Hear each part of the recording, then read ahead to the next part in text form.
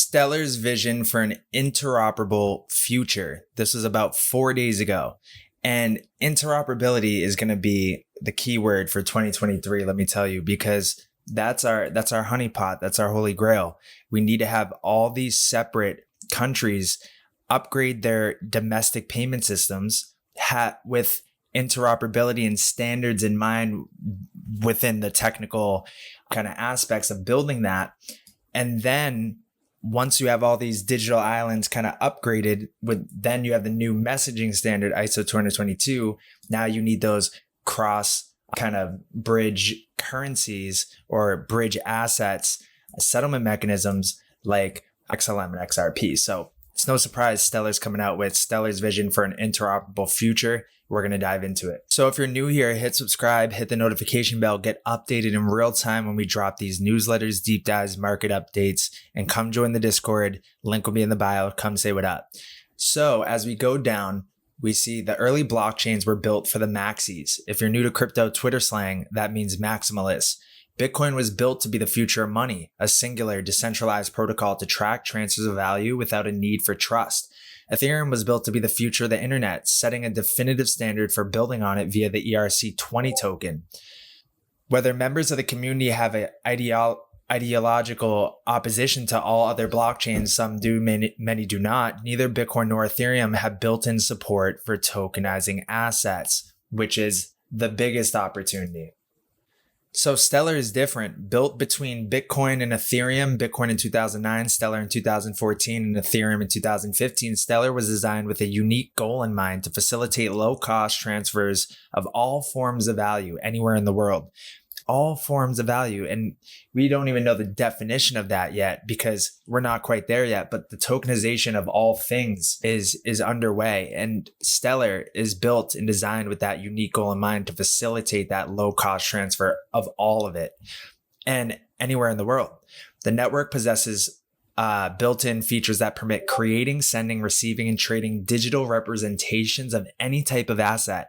This is how Stellar helps large international companies, small startups, and individual developers access new markets and help those marginalized by the traditional financial system find financial inclusion. This guiding principle is called interoperability. Stellar is built to interoperate with traditional financial institutions, different types of assets, and web and layer 2 blockchain applications. In other words, Stellar is a system built for moving value between all other systems, value transfer tokens, right? Let me actually pull that up to show you how big that is.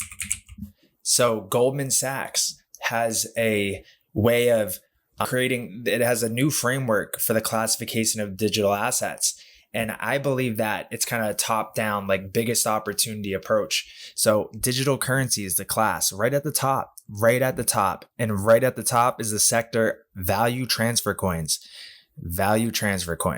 And to me, I mean, that's exactly what they're saying here. That Stellar was built to do. It was built to interoperate with traditional financial institutions, different types of assets, and web and layer 2 blockchain applications. In other words, Stellar is a system built for transferring value between all other systems. So exactly what this is saying here too. Digital currencies as well. So it's a huge, huge opportunity that we have at play here. And we know the two chosen ones. So to understand why it was built that way, you have to understand the context leading up to the early 2010s. So let's briefly go over the history of money and the history of the internet before we get into talking about internet money. Unreal, guys. Agartha is so heat. We put our blood, sweat, and tears into that. And we built it out in a way that is pristine. We set the backdrop. We built this over a year ago.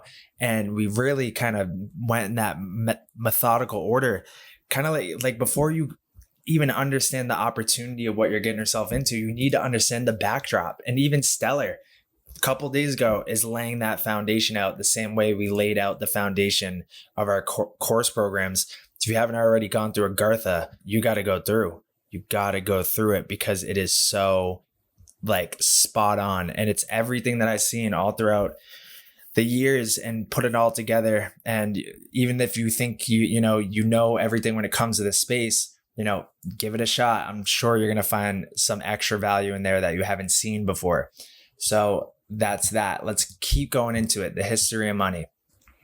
Before blockchains, before wire transfers, before credit cards and checks and dollar bills and coins, there wasn't much symbolizing an exchange of value at all. Instead, actual valuables were exchanged: a feather for dye, beans for some rice, a gemstone for furs. Some historians espouse that some economies may not have even operated off this strict quid pro quo, leaning towards something like more of a gift economy. But eventually, humans shifted towards clearer ways to record and manage value.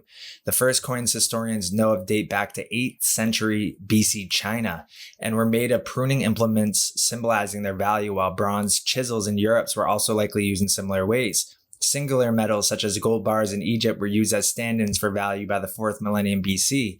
This enabled humans to transact with each other through an intermediary, money, rather than barter. In the centuries after, coins made of various metals became popular. These implements, be them coins or chisels, provided standardization and allowed people to pay by count. These early stages in the evolution of money solved three problems. They standardized stores of value, provided a system for tracking the exchange of value, and allowed entities with different needs to settle with each other and have those needs met. This enables, for example, a painter to sell his wares for 10 coins, hold on to them, then buy 10 fish priced at 1 coin each a few weeks later.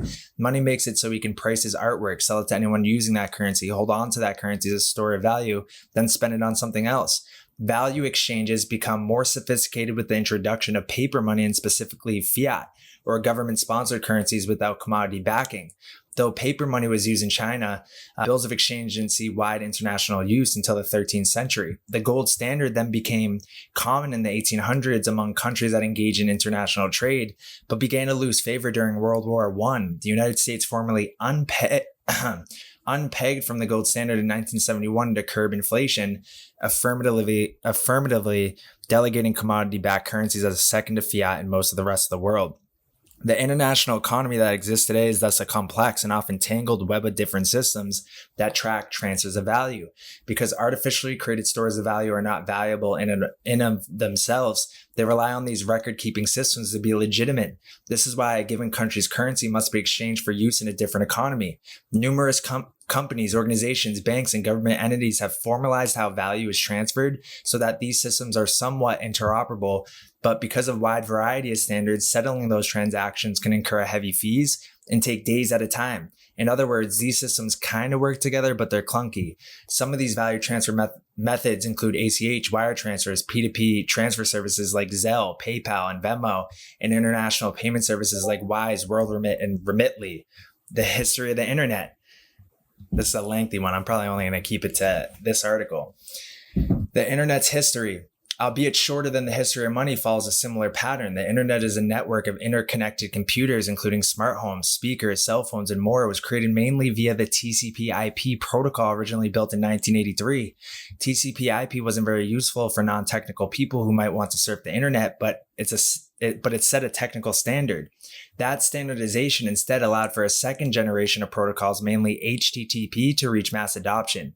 HTTP sets the standards for how web pages are built on the internet, and its broad release in 1991 marked the birth of the World Wide Web. What most people think of when they think of the internet. The FTP protocol, which enables the transfer of computer files between servers and computer networks, and SMTP, a system for transferring mail, were helpful too. When everyone complies with their rules, users can surf the web through an array of interoperable web pages, switching from one website to another, all within the same window.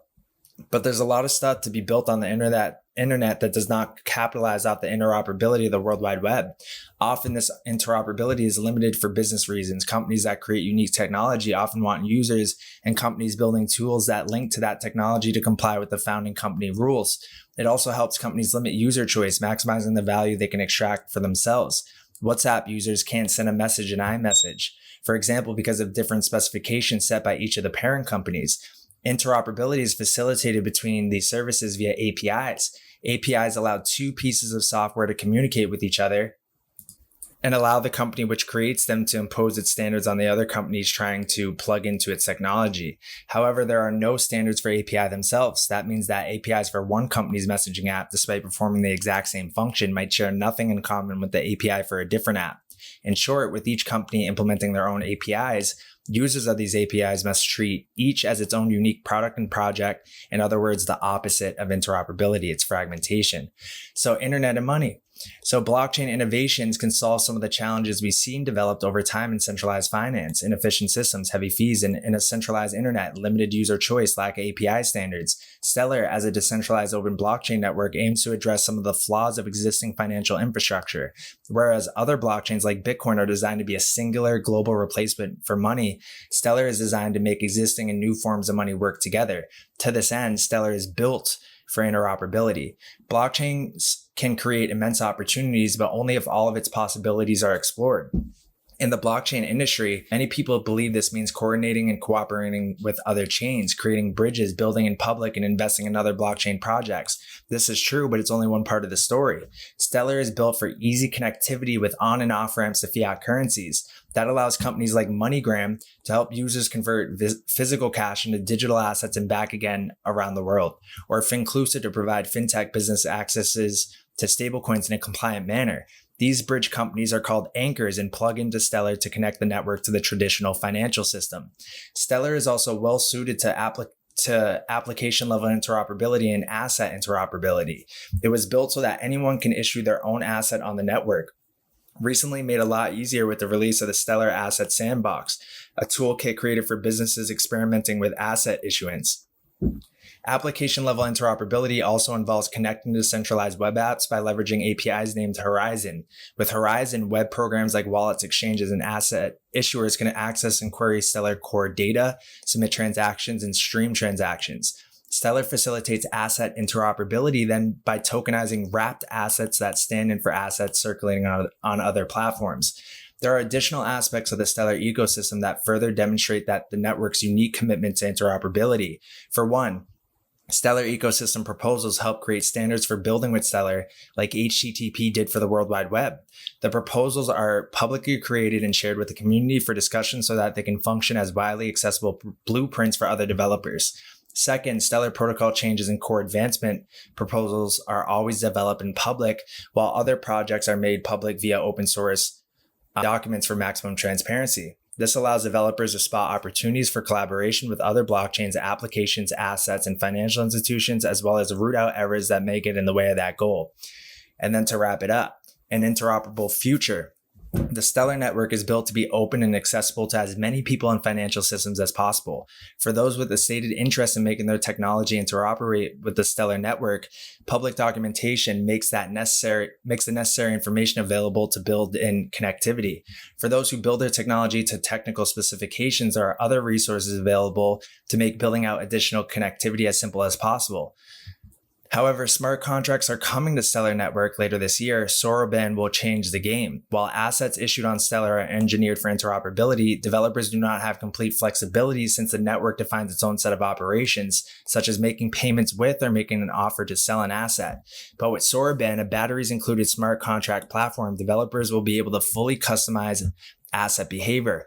It will also make it easier than ever to bridge to and from Stellar because developers minting tokens can build them to their own standards while connecting to Stellar without requiring Stellar to bend its own standards either. Soroban is thus the next major step to move finance towards the interoperable future Stellar was created to achieve.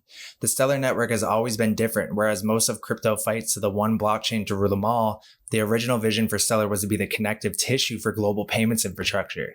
That means utilizing the unique benefits of different chains and filling in the gaps with its own strengths, fast speeds, cheap transaction fees, and an efficient consensus protocol. Everything we teach in Agartha, it's so important to understand consensus protocols as well too, but it's definitely hitting all the nails on the head here. An interoperable financial ecosystem is the only way to avoid the pitfalls of the siloed traditional financial system of the past, those digital islands. That's why Stellar focuses on the bridges, partnerships, and technical standards of the future's common settlement asset, bridge, digital, neutral currency. It's crazy. The best way to contribute to this vision is to become an anchor, expanding the on and off ramps between the Stellar network and other systems. Find out more. So as you can see, Stellar is on top of it, Ripple's on top of it, and they're positioning themselves as that bridge between the traditional financial system and the next generation financial system. So that's going to be it for this video. If you're new here, subscribe, hit the notification bell, get updated when we release all these market updates, newsletters, deep dives, and come join the Discord to say what up. I'll say what up too, and I'll see you in the next video.